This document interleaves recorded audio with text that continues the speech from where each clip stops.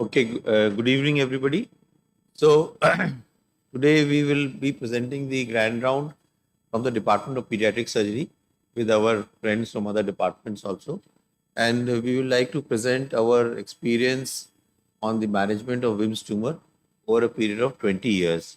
In these 20 years, we have uniformly used a particular regimen, which is NWTS 5 with some modifications which we have done to that regime. So I will introduce and Dr. Vishesh will discuss the vascular thrombus and the metastatic disease. Dr. Devinder will discuss bilateral Wilms tumor. Radiology will be discussed by Dr. Deva and radiotherapy by Dr. Ahit. Pathology by Dr. Anchal. Recurrent Wilms tumor by Dr. Anjan Dua. Ongoing research by Dr. Prabodh. And then we will have some discussion on these. So in each of these sections, we'd like to present some of our data also and discuss the literature as it stands today. As we all know, Wilms tumor is the second most common extracranial solid tumor. In fact, it constitutes nearly 90% of all renal tumors. Other tumors are relatively very rare, and majority of the children are less than 3 years of age. There are two basic approaches for treatment of Wilms tumor. One is the European approach, who prefer to give chemotherapy upfront to all the patients and then operate and then stage and then further treatment. While the American approach, which used to be called NWTS and now the COG, is surgery upfront and then stage and then adjuvant chemotherapy. So they have very few indications for doing chemotherapy and then surgery, the American approach. We are somewhere in between, and we are slowly shifted to giving chemotherapy first and then operate. But we have liked and used the NWTS protocol and not the SIO protocol. So the philosophy is SIO, but the protocol is NWTS with some modifications that we have done. The staging of Wilms tumor we use is still the NWTS staging. Stage 1 is limited to the kidneys. 2 is extends beyond the kidney in the local area. 3 is locally extensive, which means lymph node positive, spill or biopsy only. That means patients who are not operated upfront are stage 3. Metastatic disease, stage 4. And very interesting, stage 5 is the bilateral Wilms tumor, which happens in the number of cases in these Wilms tumor. Pathology wise, basically, the NWTS and COG divides them into favorable histology and unfavorable histology, which is the anaplastic Wilms tumor, which could be focal or diffuse, and this constitutes about 7.5% of all the cases. Unfortunately or fortunately, we can say that we have very few anaplastic Wilms tumor in our country. This is the protocol which we call the AIIMS WT 99 protocol, because it was started in 1999. So the period we are going to discuss is from 1999 to 2018, full 20 years of. So the protocol basic format is same as NWTS. For stage 1 and 2 favorable histology, 2 drugs, vincristine and actromycin D for 19 weeks. And for stage 3 and 4, 3 drugs, that is doxorubicin is added, it goes on till 25 weeks. In the chart, you see 24 weeks in the end because it starts from 0 and plus minus radiotherapy depending on the stage. The red arrow here shows where we operate these patients, the 6th week, if the patient is not operated up front. And why we don't operate up front, we'll discuss. The anaplastic Wilms tumor gets the regime which is called regime I, in which the cyclophosphamide, etoposide are also added to this drugs. So AIIMS WT 99 protocol, the principles of surgery are same as for all Wilms tumor. We still do a transperitoneal abdominal exploration, palpate the renal vein in IVC, simple or radical nephrectomy, which we will discuss. Nephron sparing surgery is not indicated as a routine. It is only indicated in some cases. Ureter is ligated as low as possible, and contralateral exploration is not required because of the good good imaging we have, cross-sectional imaging that we have. Should we sample the lymph nodes if they are not enlarged? Definitely we have to sample in each and every case. It is very important. We will discuss this and how strictly we have followed this over the last 20 years. And there are 7 stations which we take the samples from. It is not random sampling. We do not have to do a lymphadenectomy like in RCC it is required. So actually it is not a radical nephrectomy because we don't do en bloc section of the lymph nodes. Only lymph node sampling is done. We should not biopsy these tumors. Biopsy is in NWTS and COG is considered as a spill, and biopsy we will discuss when we do a biopsy in these patients, and only a few patients require a biopsy. We should try to avoid spillage of the tumor because spillage means stage 3, and we will discuss why stage 3 is important and why spillage should be avoided. Titanium clips previously used to be applied for helping the radiotherapists to define the field. Now we don't apply them. We only apply them if we are leaving behind gross residual tumor so that the radiotherapist can give a boost to that area. So the timing of surgery is very important. Now that we are shifting slowly to upfront chemotherapy and surgery, how do we decide when to operate the patient? The aim of the surgery is complete removal, avoidance of spill, and proper staging. This is very important. This is the surgeon's responsibility, proper staging of the tumor. And we all know no heroic surgery is required in Wilms tumor because it is very chemosensitive. Even if you go in and find the tumor adherent here and there, we should just take a biopsy and close up and come out and give the chemotherapy and go back in again. It responds here, like you can see here, this big tumor crossing the midline becomes a small tumor with less complications and less problems. The other important thing of decision making is, besides the timing, is also where are we going to operate the patients. Especially important in patients with IVC and intraatrial thrombus, because if the thrombus has not resolved, like this patient here, with a big thrombus going into the atrium and into the ventricle also. So these patients need to be operated in the cardiothoracic OT with the help of cardiothoracic surgeon. Maybe a bypass is required. So we should also decide where and who all are going to be required for the team in operating these patients. So this is the importance of imaging before we operate these patients. This is the basic format when we give neoadjuvant chemotherapy. We are talking about 335 patients treated over these 20 years. So at 6 weeks, we assess if it is resectable, we resect. If there is moderate response but still not resectable, we give another 4 to 6 weeks of chemotherapy, reassess, and then operate. If after these 4 to 6 weeks additional chemotherapy, still there is no response, that is the time when we go in and do a biopsy, either a needle biopsy or an open biopsy, to decide are we treating something else. And but there are other reasons for tumor not responding. Response, most people treat in terms of size, but we know now, as the radiologist will confirm, that response is also not in size, but sometimes in the architecture of the tumor. The tumor becomes very necrotic or it is very hydronecrotic. The size does not decrease. So we should then be able to remove these tumors. But the surgery should not be later than 12 weeks. We have to do something by 12 weeks because then otherwise the resistant clones will start growing. The radiotherapy protocol Dr. Ahit will discuss, but this is the local radiotherapy, whole lung radiotherapy, and whole abdominal radiotherapy. Various indications are there for these. What are the results of our this Wilms tumor 99 study? 335 patients, period I have mentioned from 1999 to 2018. 2018 was a watershed area because after this we started using the current COG protocol, in which upgradation of chemotherapy has been done, some modification in radiotherapy requirements have been done by the COG because of the results of the COG study which came out at that time. And so the last follow-up was done in 2023. So at least 4 years of follow-up for the last included patients is there. Number of patients included 335. Primary treatment done at AIIMS is 92%. Initial surgery done somewhere else is 8%. This is again a special group, which our experience has shown that in the past, what used to happen was these patients used to come with a slide proving that it's a Wilms tumor. We would label them as stage 1 or 2, treat them, and recurrence rates were very high because we didn't have an idea of spill, no lymph node biopsy. So it was under staging and under treatment. And so we had decided, this was the data of 1988 to 1999, 10 years. So on that, we decided to know any patient who's coming from surgery done outside, we are going to treat them as stage 3, or if metastatic, as stage 4, which means all these patients get 3 drugs and they get abdominal radiotherapy.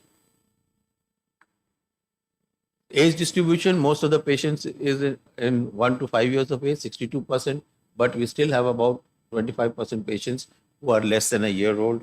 This is also a special group where the chemotherapy has to be decreased, radiotherapy has to be really thought about. If you look at the overall survival and recurrence-free survival according to the age, there is no significant difference according to the age in Wilms tumor. So this is the distribution of patients according to stage. This is our data. So we see that nearly 70% of our patients are either stage 3 and 4. While when you look at NWTS5 data or the UK WT3 data, they have about 45% in stage 3 and 4. Why this is important? Because higher stage patients we have more, and that can be the reason for one of the slightly poorer outcomes in our patients and difference of treatment protocols that we need to follow in these patients. The overall survival, recurrence-free survival according to the stage. Here we see the number of deaths which have taken place according to the stage and the number of recurrences. These are the OS and the RFS. And if you look at this, the Kaplan-Meier survival curve, there is significantly lower overall survival and recurrence-free survival in stage 4 and 5 patients. Stage 5 patients also have been doing badly in our setup, and Dr. Devinder will discuss the reasons for that, and not as good as what is reported in the literature. But stage 4 also, it is nearly same as what is in the literature, but now the literature after the COG protocol has improved a lot of, survival has improved a lot, and we hope that we will also reach there. So stage NWTS 5, this is the comparison of recurrence-free survival, 4-year recurrence-free survival, 74% versus 53%. There are reasons for this. Our stage 4 patients recur in high numbers. So in this period, resection was done in 98% of the patients. Only 6 patients could not be operated. Of these, 300 resections were at AIIMS, 29 were done elsewhere. The type of resection is again something we'll discuss: simple nephrectomy with the lymph node sampling or radical nephrectomy. If you read in the books everywhere, it is written radical nephrectomy.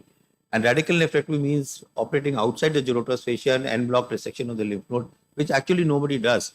So we did, I'll show the studies. We did some study in between to say that simple nephrectomy is as good as radical nephrectomy. And nephron sparing surgery is done only in limited cases, especially the bilateral tumors. And the standard of surgery is still nephrectomy in these patients. Comparing simple nephrectomy versus radical nephrectomy in 100 patients, this was done in 2007-8. So simple nephrectomy is operating inside the gyrotous fascia. It avoids tedious dissection, decreased blood loss, decreased risk of other organ injury, and decreased operating time with simple nephrectomy. So now most of us are doing simple nephrectomy with lymph node sampling of these patients.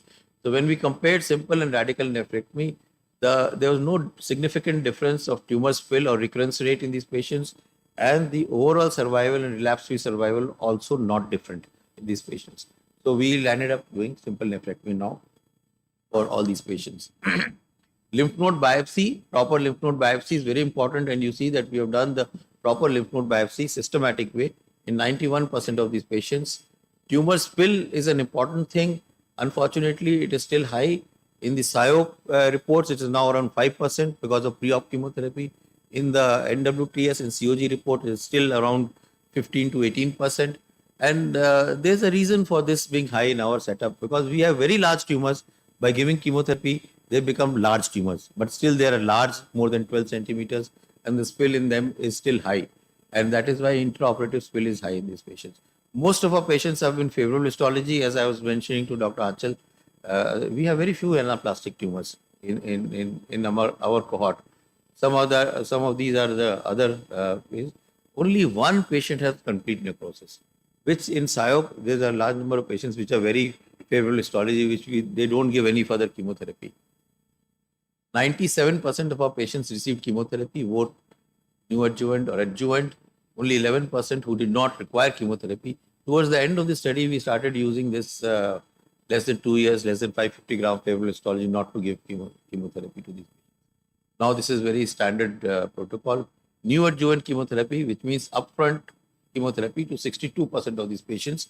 So we are slowly, if we look at the years from 1999, the percentage of patients getting upfront surgery has become lower and lower. Most of the patients have got 2-drug regime because of stage 1 and 2, and these 3-drug regime because of stage 3 and 4. Very few SIOP, because SIOP regime now is being used by our friends in pediatric oncology. We will see how we fare with the SIOP regime. Tumor spill is more common in tumors which are more than 12 centimeters. 6-fold increase in local recurrence, as was reported by D. Angio in 1989. NWTS 5, the incidence of spill was 19.3%.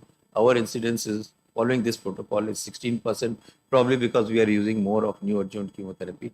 Then in the SIOP, they have smaller tumors which respond beautifully to chemotherapy. Their spill rate is 5% only.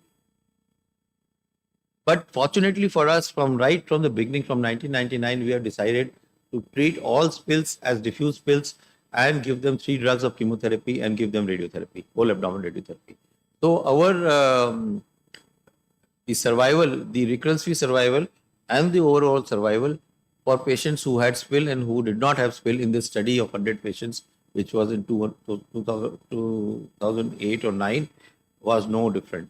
So even though spill is there, we had reasonably good survival in these patients. But having said that, spills must be avoided at all costs because it adds the third drug, doxorubicin, which has its own long-term complication, needs whole abdominal radiation, longer duration of treatment, more cost, and probably higher long-term complications. So we should try to avoid spill at all costs if possible. If it happens, it is very important for the surgeon to report it and record it so that the proper chemotherapy and radiotherapy is given to that patient. This is what happens when the patient is operated outside. They come to us, we don't know if spill has happened or not happened. Radiation therapy, Dr. Ahit will talk more. So we have given radiation to 62% of the patients, flank, whole abdomen, whole lung, and sometimes the liver. What has been our overall survival for this whole cohort of patients? Our 4-year overall survival is 81% and relapse-free survival is 75% in the whole cohort, including all stages and patients. Now I'll ask Dr. Vishesh to talk on IVC.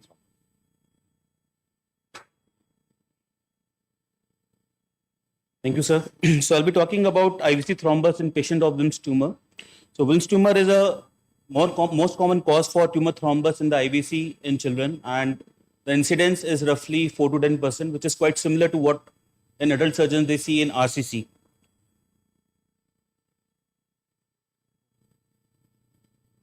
So as I mentioned, 4 to 10% of the patients will have a thrombus and tumor thrombus in the IVC, and 1 to 3% of the patients will have this thrombus extending into the heart. It is important to study this subgroup because the presence of a thrombus affects the outcomes and especially the complications during the surgery. So the challenges faced is first the detection of IVC thrombus.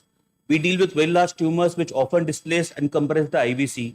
Hence, a detection of a thrombus becomes challenging, and with the help of CT scan and Doppler, we are able to detect the IVC thrombus and manage the patient accordingly. As sir mentioned, we use a COG protocol. In COG, if the thrombus is there in the IVC below the hepatic veins, they would still go and resect the tumor if the tumor is resectable. For them, there's no contraindication of a presence of a IVC thrombus for not requiring a surgery. So that is a doubt, and that is one decision that we need to make, yes and no. And this is one of the few areas where we differ from the American group. And as sir mentioned, we need to involve a cardiothoracic surgeon. We need to decide where we want to manage this patient. So during this period, we had 36 patients, which account for nearly 9.5% of the total cohort, and which is on the higher side. And nearly half of these patients had metastasis. So this is the staging of the IVC thrombus, and we can see the stage 1 and 2 is the thrombus is limited to below the levels of the hepatic veins, and this is formed the majority of the cohort, slightly more than 50%. And roughly 1/3 of the patients, the tumor thrombus reached the heart. Stage 4 is in the atria, and stage 5 is in the ventricles, and the remaining had at the levels of the hepatic veins. So if the level is 3, 4, or 5, we definitely require the help of a cardiothoracic surgeon, and we need to pose these patients in the CTVS OT. Now, why do we differ from the American group? So if we see our data that after giving a chemotherapy in 1 and 2 stage, that is in patients who had IVC thrombus, a significant number of them, if you see nearly 40% of them had a clear, complete response of the tumor thrombus. So the need for dissecting or meddling with the IVC was obviated. And also if you notice that in stage 4, in which the tumor was extending to the atria, 2 of the patients had complete resolution of the thrombus to chemotherapy. So definitely perioperative chemotherapy is useful. And in the recent paper in the COG group itself, they are now shifting towards chemotherapy for all their patients. So we operated 32 patients. In 17 patients, cavotomy and removal was done because in other patients, the tumor had complete response. And 2 of these patients were done under cardiopulmonary bypass. In 1 patient, the tumor was removed. It was adherent, so part of IVC was removed, and we did a patch repair. A very interesting thing that we sometimes resort to is cavectomy, in which whole of the IVC is removed because the IVC is blocked by the tumor thrombus and there's no flow in it, and the drainage is sustained by the collaterals. Now coming to our results, the overall survival 5-year was 67% and the event-free survival was 59% in this cohort. Now, analyzing the response according to various factors, we noticed that if the tumor thrombus had a complete response to chemotherapy, the survival was 100%. Whereas if the response was incomplete, then the overall survival was around 48%, and which was significant. Another trend we noticed was the presence of metastasis. Now, I mentioned nearly half of these patients had metastasis. So, if the patient has a metastasis and IVC thrombus, the overall survival is pretty low. It is only 29%. Whereas, if these patients did not have a metastasis, the survival was 94%, which is acceptable. So, now we established that metastasis is a very important marker and a very important factor which governs the outcome. So, let's talk about metastasis in a bit detail.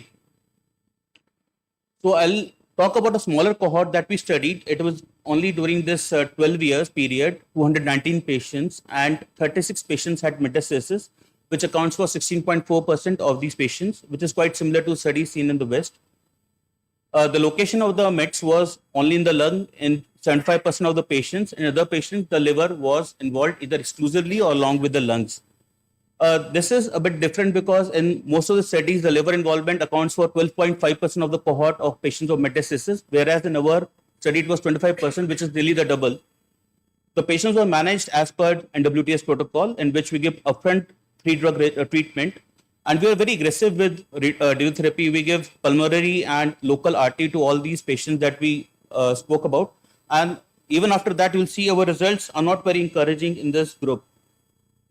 So if we see 44% of the patients of this cohort required alternate chemotherapy, either because they had a poor response or progression to initial chemotherapy. So even after giving a three-drug regimen, 7 patients had a very poor response and 9 patients had recurrence. We did local surgery in 34 patients and metastectomy was done for 5 patients, in some patients multiple times. The event happened in 21 patients, that is 60%, nearly 60% of the patients had events. Progressive disease in 8 children, recurrence in 12 children, death in 1 child who was disease-free but died because of sepsis. And overall in this cohort, nearly half of the patient died of 36 patients. So if you see, we have a very poor overall survival of 48% and event-free survival of 42.4%. But if you see that with time, because sir presented the latest data that we have of as per the latest data, the event-free survival and the overall survival is more than 54% right now, which is improved over the period of time. So the factors affect the response of metastasis to chemotherapy. If there was a complete response, definitely the survival was better. However, if the disease was progressive, the survival was pretty bad. The site of metastasis, the patients who had liver metastasis, in which of these 7 patients died. And also recurrence is pretty high in our group. It is around 33%. In the latest cohort also it is 38%. So we are still struggling with more chances of recurrence, even though we are giving the radiotherapy to even the local bedside and also the lungs. So comparing this data with another paper which was published during the same period, this is a study from SIOP, and I'm using this study because the chemotherapy is also 3-drug regimen, and they had very nicely discussed the patients with metastasis. So it's a data of 234 patients from Europe, Germany, France, and Netherlands primarily. And we see their report. So we were quite amazed that because they had an extremely good event-free survival of 73% and the overall survival was 82%, nearly double of what we were seeing. So, but why was the difference? So one of the reasons we can attribute is that because this study was only about pulmonary metastasis, whereas we had 1/4 of the patient of hepatic metastasis, and we know extrapulmonary metastasis have a poor prognosis. Also, we noticed that nearly 2/3 of their patients have a complete response of metastasis to chemotherapy, which definitely is a very good prognostic, very good group to have a good outcome. And whereas in our scenario, only 42% of the patients had complete response to chemotherapy. There are more events in our patient. Their recurrence-free survival was more than around 70%, but in our case, it's 42%. So there are more events, there are more progressions, there are more recurrence in our patients, and which are difficult to salvage. Also, one thing which is not spoken about in the Western literature is treatment defaults. Although the defaults have decreased with time, but if we see in the older part of the study, at least 20% of the patients they defaulted on treatment. They came after 1 to 7 months with bigger tumor, which were more resistant, and this also affects the prognosis. But there's another factor, and this factor is a very amazing factor. This is a study, this is a part, the screenshot from the SIOP study. And if we see, there were 3 centers involved. Although the patient group was totally similar, but patients who were in Netherlands or France, they had a 20% lower survival as compared to patients who were in Germany. So there are few factors which are beyond our understanding, which also affects the prognosis. Now I invite Dr. Devinder to talk about bilateral Wilms tumor.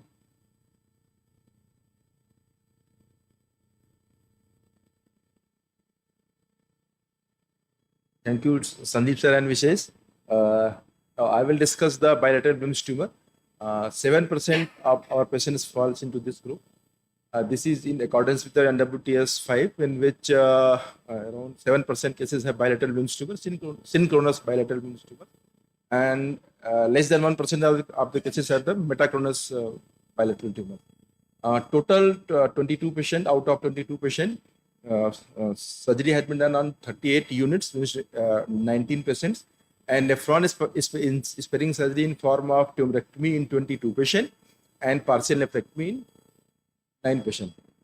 In 7%, we are not able to salvage at least 1 kidney. That's why the nephrectomy was done. The overall survival in this group was 68%, and 4-year recurrence-free survival was 41%. Now, while in this is the survival I have shown in NWTS 5 before 2009, the 4-year event-free survival was 56%. In favorable histology group, this was the 65%, and in diffuse aneuploidia 25%. But why the survival is lower in our patient? That may be because of in around 70% of our cases, we have gone for the enucleation, because the saving 1 or more kidney is important, because to reduce the chance of end-stage renal disease. Our survival was near SIOP around 60%. To address the issue of bilateral Wilms tumor, before 2009, there was no standard guideline how to treat the bilateral Wilms tumor. Mostly, we have to take biopsy from both the kidney. Then staging has been done according for the separate sites, separate type of staging, and there was different centers were using different types of chemotherapy.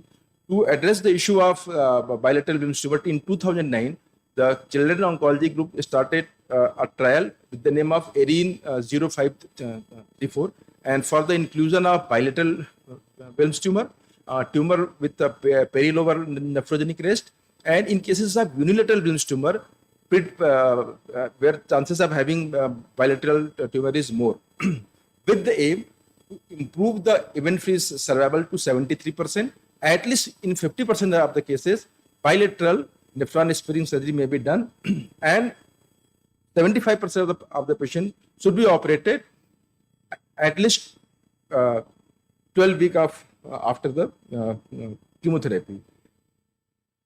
This was standard. They laid down a protocol in which first they will give 3-drug chemotherapy to all the patients.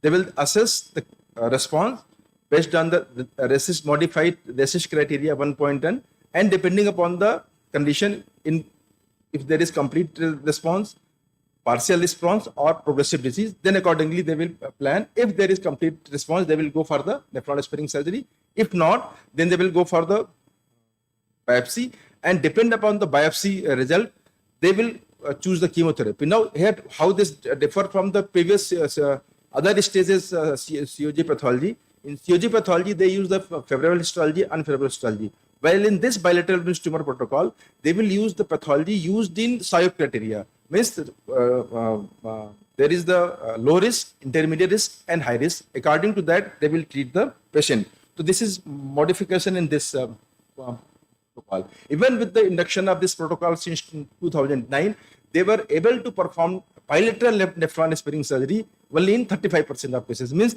the one of the goal was not achieved, rest of the goal they achieved. So with the induction of this AIIMS 0534, the overall 4 years survival has been increased from 80 to 94%, and even survival become 82%. But in our scenario, even if the CT scan is showing the tumor is not seems to be resectable, even after giving preoperative chemotherapy maximum of 12 weeks, we should go for the surgery.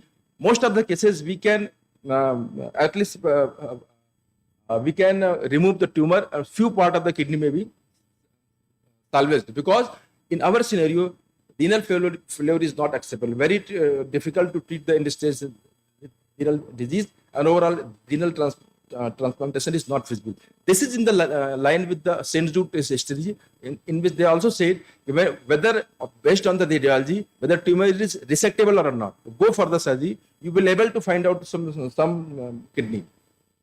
Now, in what happened in all the patient, apart from other investigation, in bilateral Wilms tumor, we first do the renal dynamic scan to assess the function of the kidney.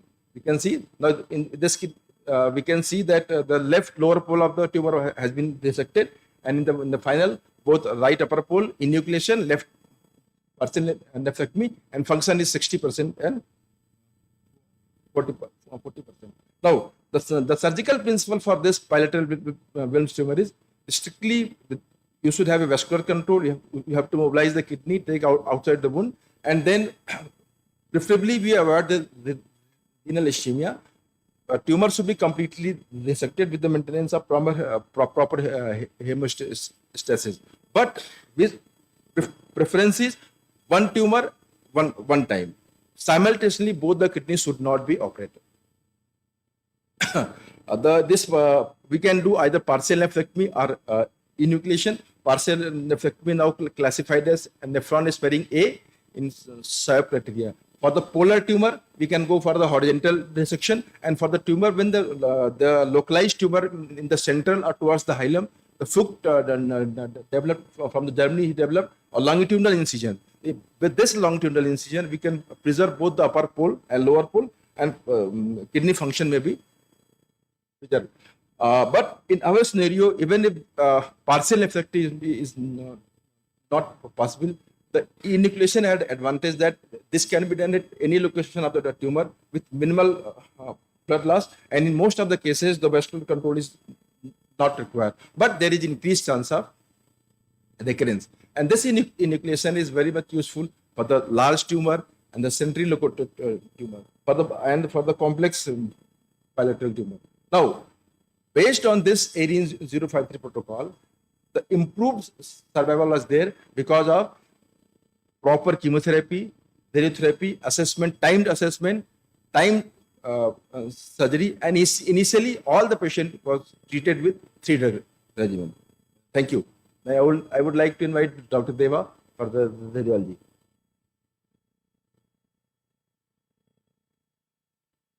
Thank you, Dr. Devender.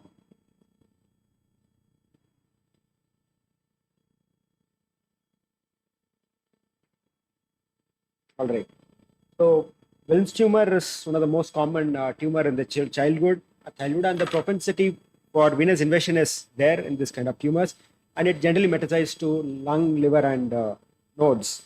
Good prognosis if it is diagnosed early and managed early, and on imaging, it is seen as heterogeneously enhancing mass lesion. Calcification and fat is an uncommon finding, but it can be seen in around 10 to 20% of cases. It generally invades and causes mass effect over the surrounding structures rather than encasing it, which generally happens with neuroblastomas. Sometimes it is difficult to differentiate it from large neuroblastomas, especially when they infiltrate the kidney, and that particular scenario, it can mimic Wilms tumor very well. And there we have to look at the way it is invading the structures, whether it is encasing or displacing the adjacent structures or vascular structures, that we need to take into account. And generally, Wilms tumors metastasize to lungs, whereas neuroblastomas metastasizes to bones. CT is the main workhorse for this particular tumor. That's because of easy availability, and lung evaluation can be done on the same setting. So this is the typical appearance of a Wilms tumor on CT scan. This is a contrast enhanced CT scan showing a large homogeneous mass lesion arising from the left kidney. Here, the left kidney itself is forming a claw-like appearance around the tumor, which is very typical for a tumor which is arising from the kidney. So this is how we differentiate neuroblastoma from Wilms tumor. When something is arising from the kidney, it will have this kind of claw around the mass. If you compare it with neuroblastoma in the right, rising from the right adrenal, here we have no claw here. The tumor is compressing and displacing or buckling the cortex of the right kidney rather than forming this kind of claw. So this is how we differentiate Wilms tumor from neuroblastoma, and this is the typical appearance of a localized Wilms tumor on imaging. Sometimes it can be advanced. Advanced stage means multiple lymph nodal deposits or the involvement of the venous structures. For example, here this is the IVC, which is we can see there is a tumor thrombus which is distending the IVC, and in the coronary format we can clearly see that the tumor thrombus is extending up to the cavaitral junction, and we can see deposits in the lung itself.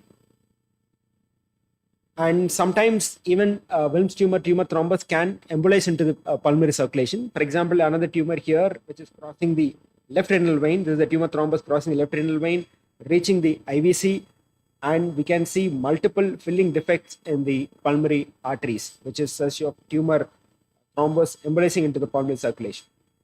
The other thing which we need to figure out is that in some of the scanners, depending on the phase we use, the IVC may not be homogeneously opacified. For example, in this case, here the IVC is not homogeneously opacified with contrast. That's the reason is there is quicker contrast reach from both bilateral kidneys, whereas the contrast from the lower limbs or from other lower organs will take time to reach the IVC. So because of this mixture of unopacified contrast from the IVC, lower IVC, and the mixture of contrast, which is, the opacified blood from bilateral renal veins, it causes this kind of turbulence in that area, which will cause, which can very well mimic a tumor thrombus. That's where we, if we don't have a proper phase, or if we have a private film which is not properly documenting multiple phases, sometimes we'll have to resort to ultrasound and Doppler, and that is what we do here.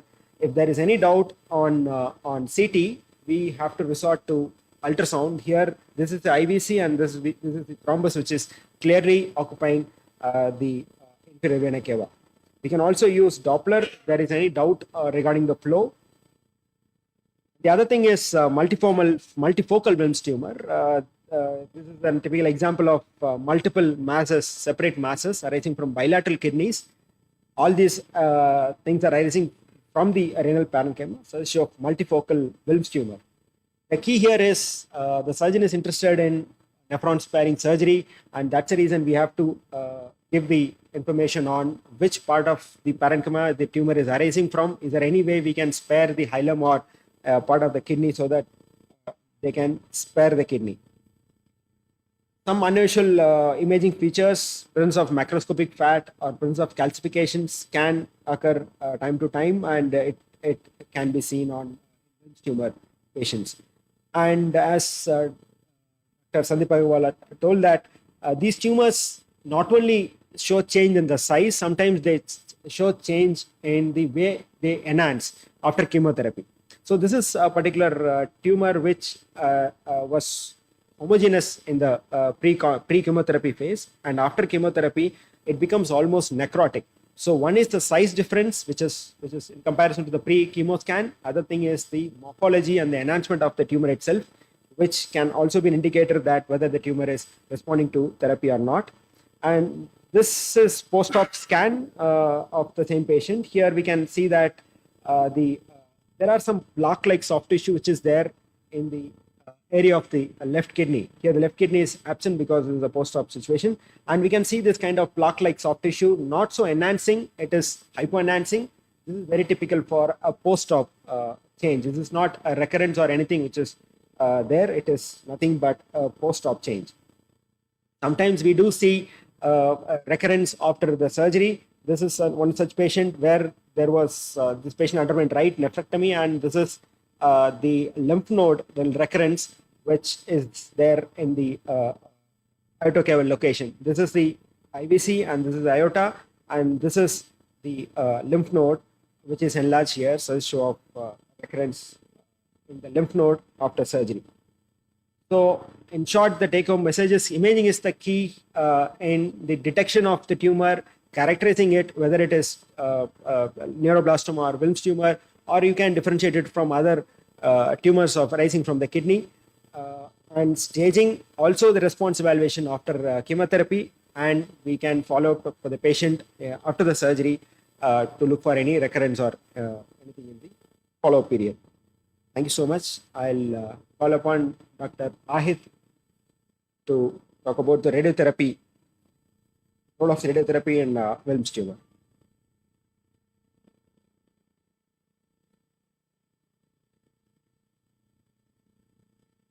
Thank you.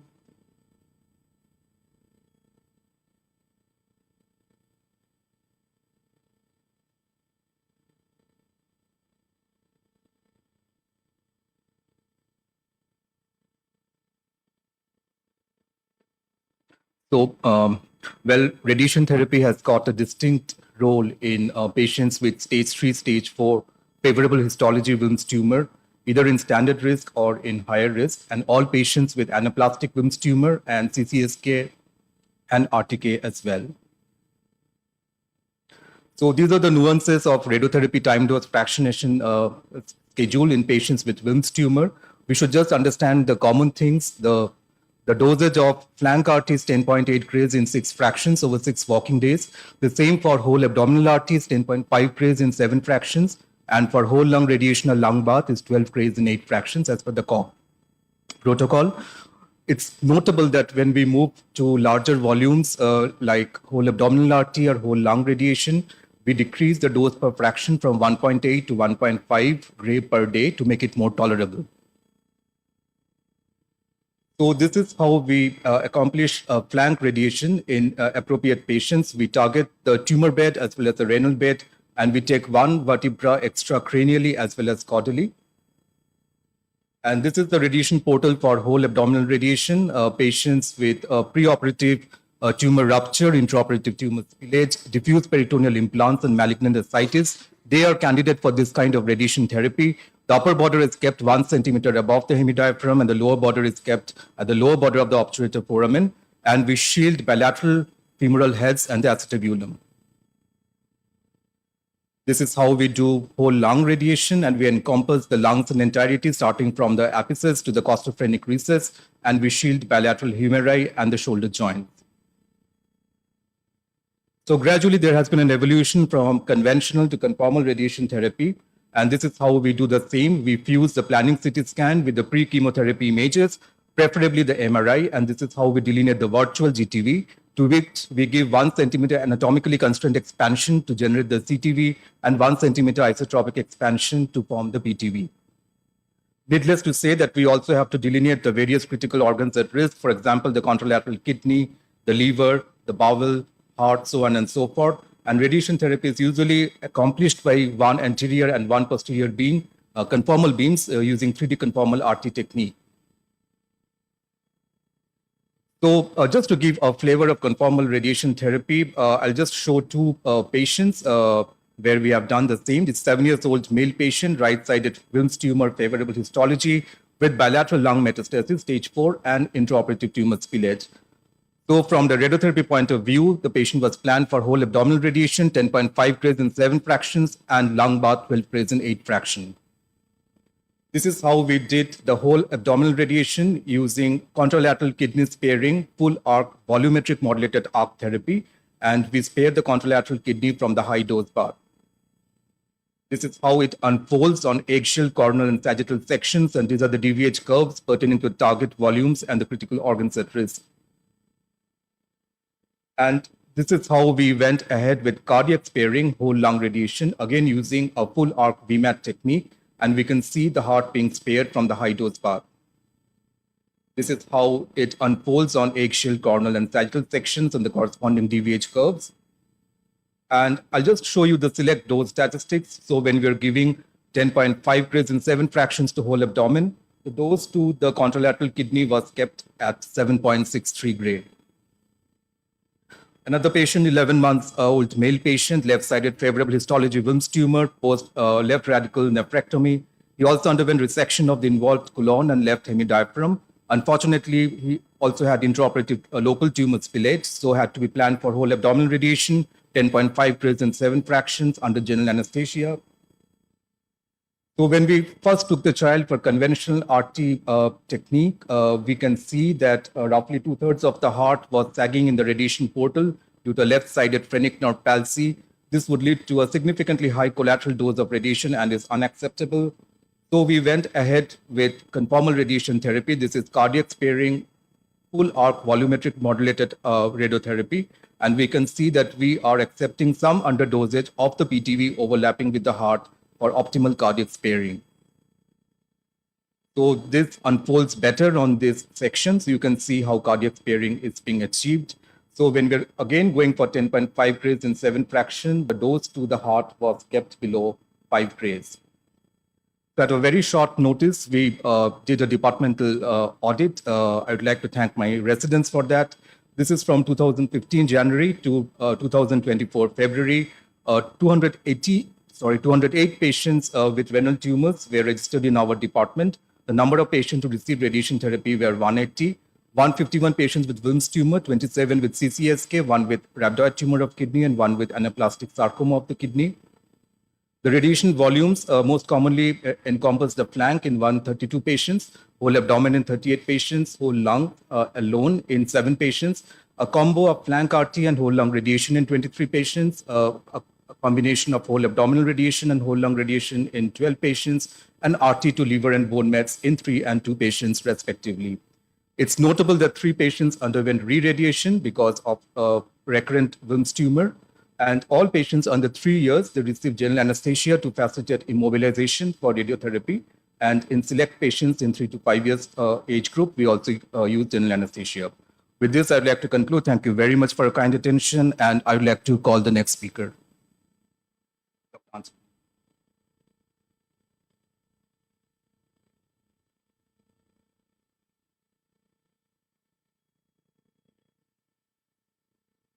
Thank you, Dr. Ahir.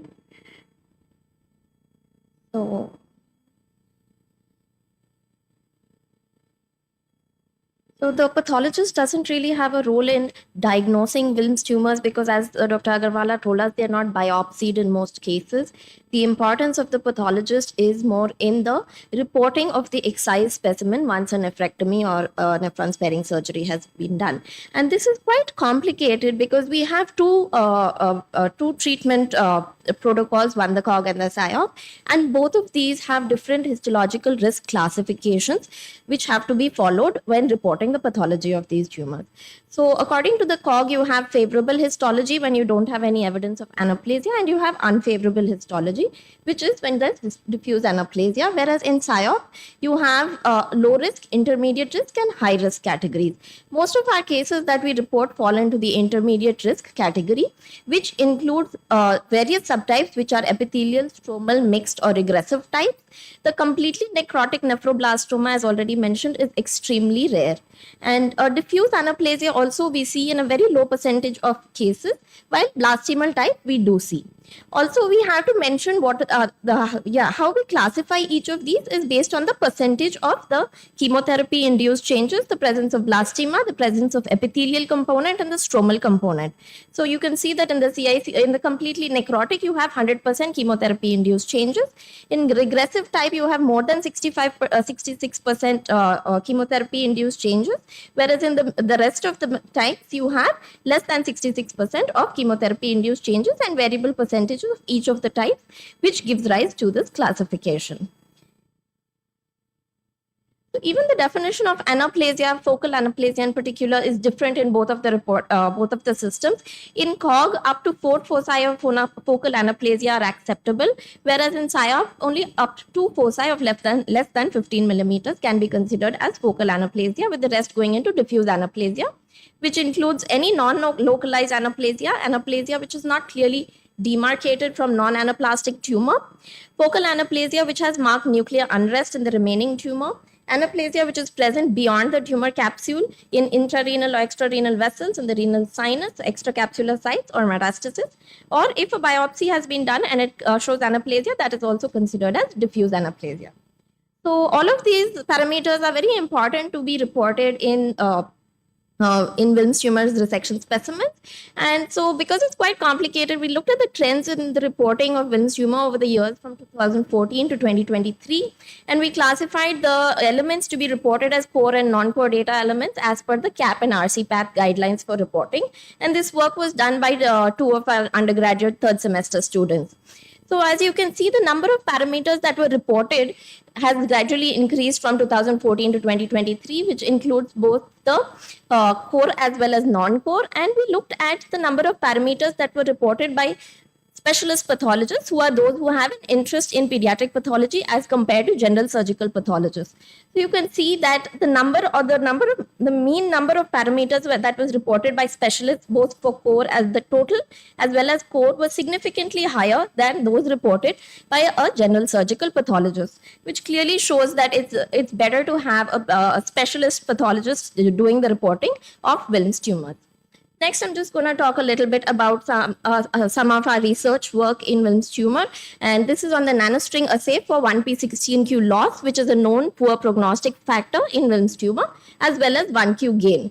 And the presence of 1p16q co-deletion in favorable histology requires the treatment to be upscaled by giving more intensive chemotherapy.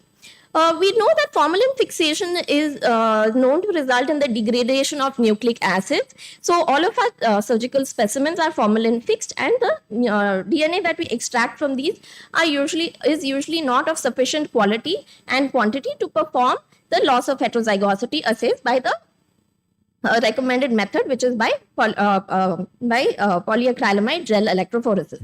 So we looked at a new technique, which is nanostring assay, which is a non-enzymatic multiplexed assay which uses sequence-specific probes to assess copy number alterations. It's non-enzymatic, that means it does not require a PCR amplification step, and it uses sequence-specific probes which bind to the loci of our interest, and it can be multiplexed. That means you can perform all of these assays in one test in a large number of samples. And this technique is particularly suited to FFP tissue samples because it works well on fragmented DNA. So we customized an assay to cover multiple loci around the entire arms of 1P, 16Q and 1Q. For example, this is 1P. You can see that we have covered around 20 loci, whereas in a page assay, we would cover maybe 4 or 5 loci in one of the arm. For 16Q, we have covered 12 loci, and 1Q is also 12 loci. The Q arms have a fewer number of loci. Now, if you look at the green spots, those are where we have a gain in copy number, whereas the red spots are where we have a loss in copy number. And we would consider at least 4 consecutive probes as to be present to show gain or loss. For example, here you have 4 consecutive probes showing this would be a gain, whereas this would be a loss. Similarly, we designed the probes for the 16Q and 1Q, and we have found loss of 1p16q or co-loss of 1p16q in 14% of cases, and 1q gain is seen in about 26%, which is fairly comparable to what is reported in literature. This work is still ongoing. We've done this on 42 cases, and we're going to be continuing it and on retrospective cases as well as prospective cases, following which, once we have the complete data, we will correlate with the clinicopathological features.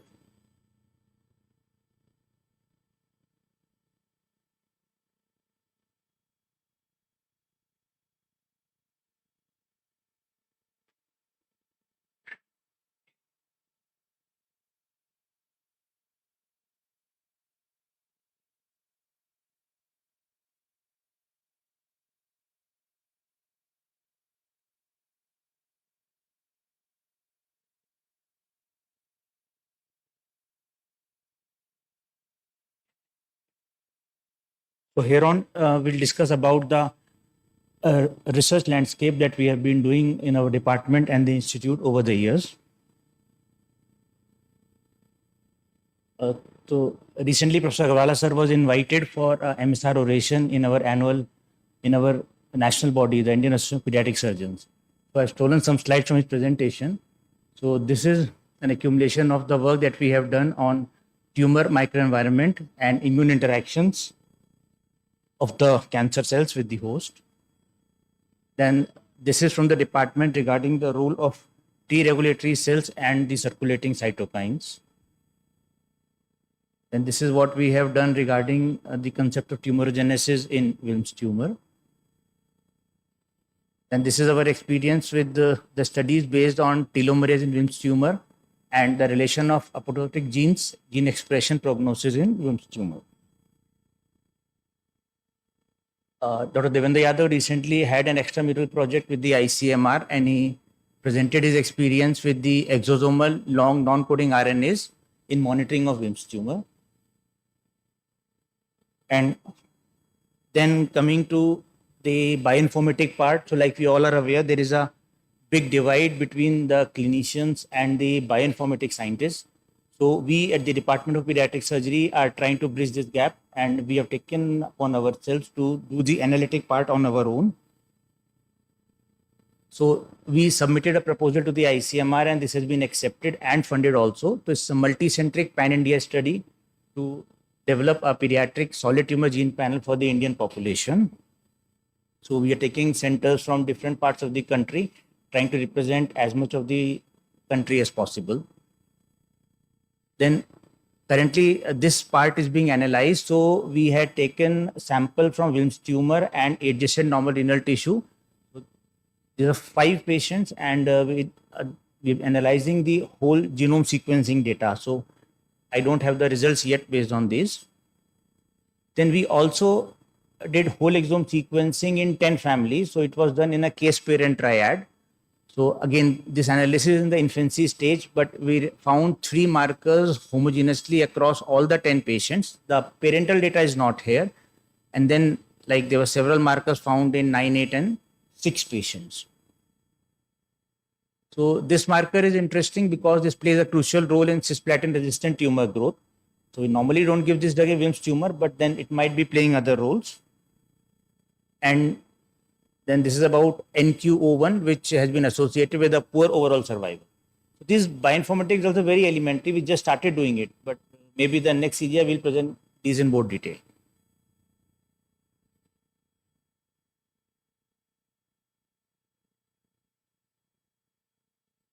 Briefly, thank you, Prabhu.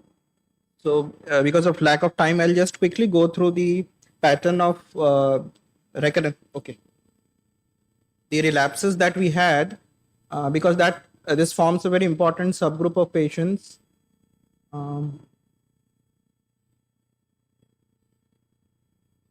Okay, so this is from the same group of patients that we had enrolled from 99 and analyzed in 2018. Underwent the same treatment and received the same treatment, the NWTS5 protocol for chemotherapy. So we had 321 patients, of whom if we remove those who underwent treatment elsewhere and those which were bilateral, we had 272 cases, of which CR was achieved in 267 and there was relapse in 45. So the 16.9%, which compares well with the data that is available, which is around 15% from the data that is available from the world literature. So this slide is important because it shows us the time of recurrence. This happens mostly in our patients beyond chemotherapy and before 2 years of age. So that is the time period when we have to do surveillance very closely. And then there was one late relapse as well. Just to show the pattern of recurrences, mostly they were the local and pulmonary recurrences. Also, there were scattered cases in the liver and miscellaneous sites. So this, I think we can skip, sir, this part. So this was the overall pattern. The most important point I think I should highlight here is the dropout levels. Once the children develop recurrence, 30% of our cases, as you can see, refused further treatment. This is one factor which we have been facing, and rest, of course, they were treated with various regimens as per protocol. So as Dr. Anjan has just highlighted, one of the main problems with treating relapses is the dropout. And they 1/3 drop out in the beginning. And when we start treatment, 1/3 of them after 1 or 2 courses will abandon treatment because of the severity of the treatment and the complications they face for it. So important for us to prevent relapses as far as possible. So we sometimes land up over treating the patients, then under treating them, and to prevent this. To conclude the CGR, I would say that we have done some adaptations to the NWTS 5 protocol to suit us at AIIMS. Basically, the basic chemotherapy protocol is same. Upfront surgery has become less often, and more patients are getting neoadjuvant chemotherapy. We have switched to simple nephrectomy for most patients, as we had shown. It's easier and less complicated. We do a systematic lymph node biopsy to pick up stage 3 patients and treat all patients who are operated elsewhere as stage 3 minimum, giving them 3 drugs. Vascular thrombus we discussed, and we would give chemotherapy to all patients of vascular thrombus. Dr. Vishesh mentioned that below the hepatic veins, we can go for upfront surgery, but that has a 26% complication rate, and all of them would require bypass or something. So we would give chemotherapy to all patients.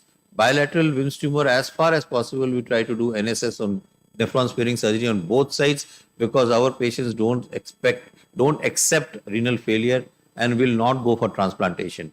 So most of the chronic renal failure patients in the COG study are these bilateral Wilms tumor patients. And now we are looking at the long-term complications. We have a huge ICMR project going on to look at all the different complications that these patients have in the long term. And this will actually determine how we change our chemotherapy. So we thank all the departments participating with us, the medical oncology, the pediatric oncology, radiotherapy, and the radiology, who have helped us. And the least, not the last, all the residents over the 20 years who have worked very hard to treat these patients and maintain this data. Thank you.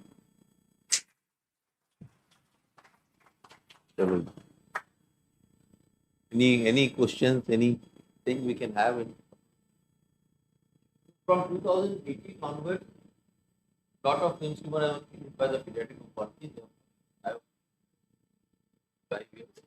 It's already 5 years since we are following a lot SIOP regime for. We are still doing the COG regime or NWTS 99 regime for us, with some additional modification as per the COG. Looking at, and we hope that we'll get timely reports of LOH to, upgrade or downgrade the chemotherapy. So I hope soon we'll analyze the SIOP outcomes and see how we are doing in the new.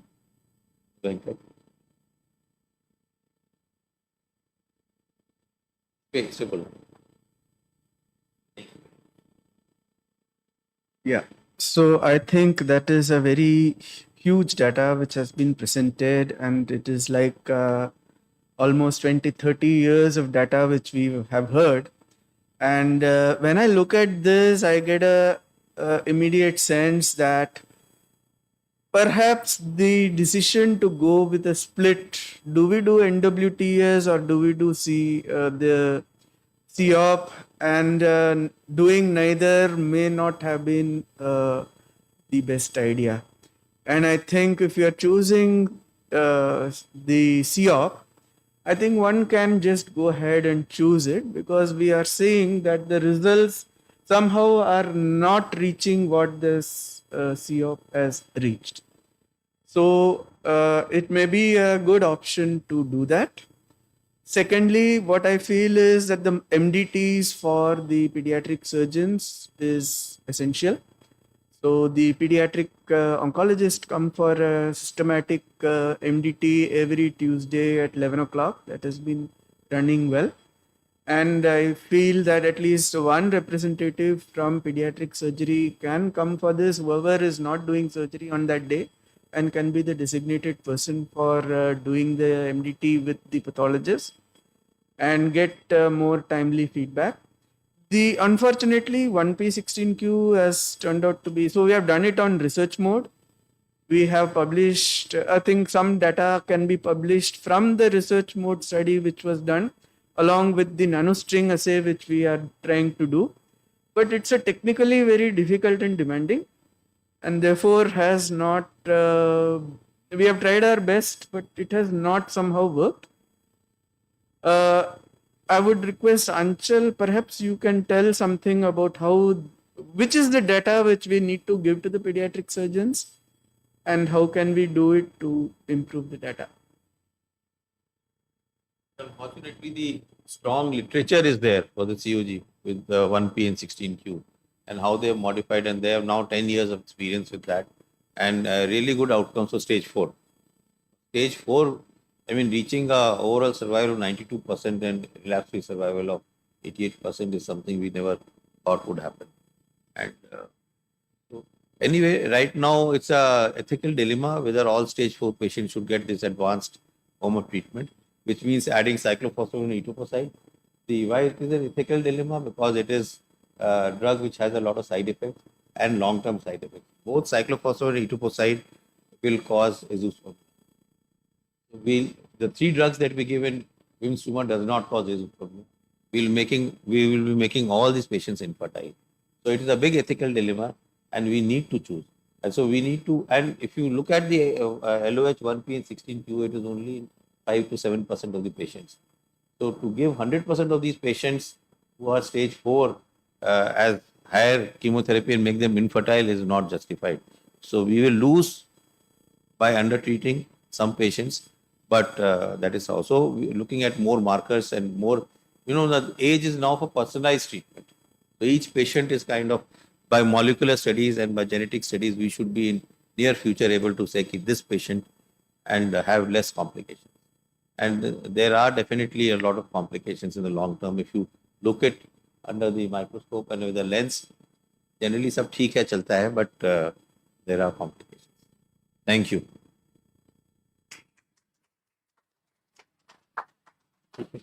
Close.